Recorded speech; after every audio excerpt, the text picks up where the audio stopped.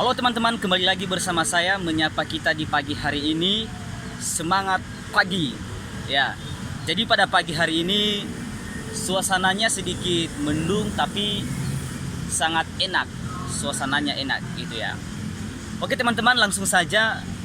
Kalau kemarin saya sudah buat video tentang pernyataan sikap saya untuk menolak yang namanya program nikah massal di Pulau Nias karena sangat bertentangan dengan kultur dan adat istiadat yang sudah ada dan sudah dilakukan oleh masyarakat Nias sejak dahulu, yang dimana aturan-aturan itu tetap dijaga karena dibuat oleh para leluhur dari atas gitu. Nah, jadi pada kesempatan kali ini kalau kita sudah menyatakan sikap bahwa menolak hal demikian, lalu saya juga ingin menyampaikan apa langkah dan cara untuk menolak program tersebut. Nah, pada kesempatan kali ini saya ingin menyampaikan ada beberapa hal cara untuk melakukan penolakan terhadap program itu. Yang pertama dulu adalah kita melihat bagaimana awal mulanya yang mengeluarkan narasi tentang program nikah massal ini menyampaikannya seperti apa. Nah, yang saya tahu adalah dia menyampaikan lewat media di televisi, salah satu di media televisi gitu ya. Saya nggak tahu itu media televisi mana, nasional atau swasta. Tapi di dalam video itu bahwa beliau sudah turun ke lapangan, ke rumah untuk berdakwah. Tapi saya tidak percaya begitu aja apakah benar beliau sudah melakukan hal demikian atau tidak, karena saya belum cross check.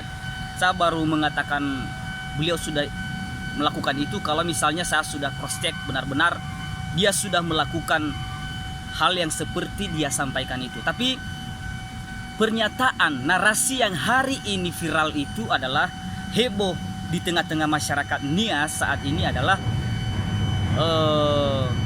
program nikah massal yang disampaikan oleh beliau lewat media massa gitu ya.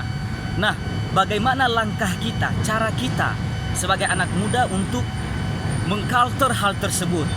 Nah, cara kita adalah dengan cara melakukan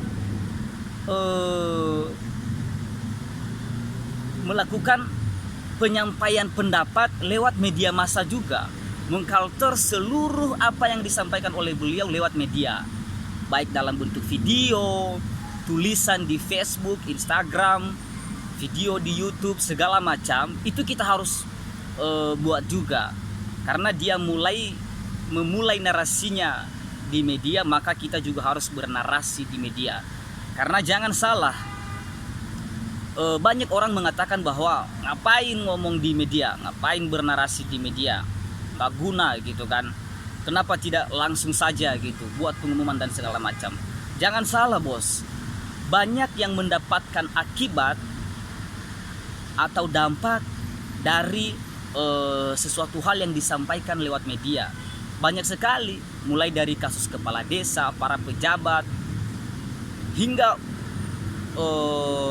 dieksekusi atau dilakukan pemanggilan padahal disampaikannya lewat media. Jadi justru itu lebih bagus, karena memang era modern saat ini apa yang mau kita sampaikan sarananya sudah ada gitu loh.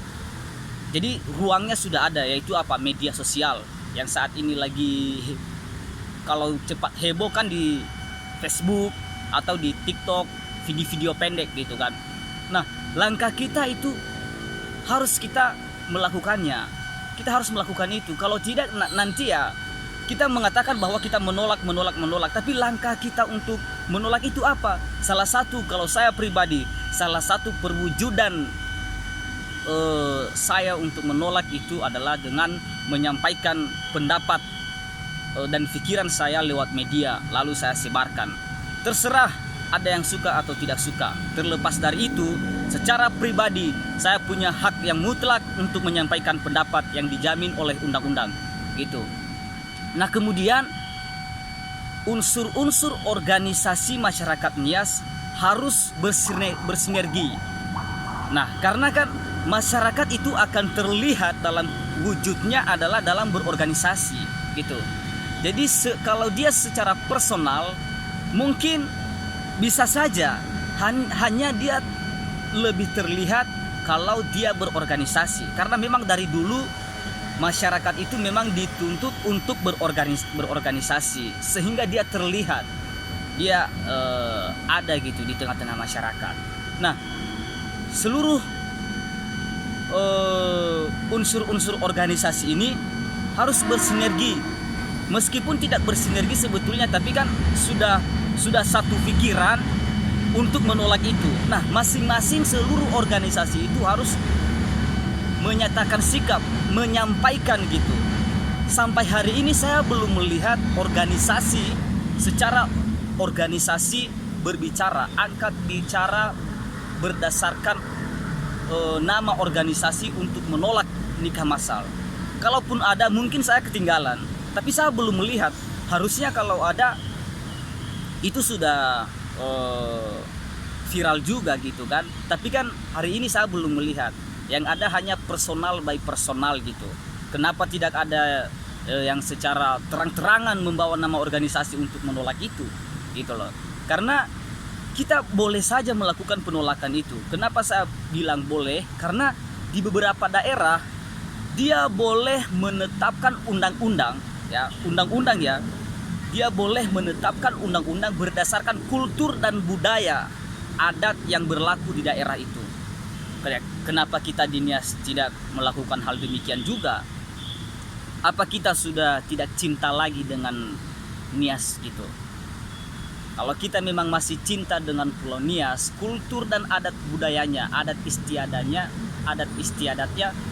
ya kita harus bersinergi harusnya. Unsur pemerintah daerah juga harus bisa, kalau menurut saya harus bisa memikirkan sejauh itu. Jangan takut dong, atau jangan acu tak acu dengan itu, karena itu di bawah kekuasaanmu gitu. Pemerintahan yang di Pulau Nias itu di bawah kekuasaanmu, kamu bisa kontrol gitu, bisa kontrol. Contoh-contohnya sudah banyak terjadi di daerah-daerah gitu.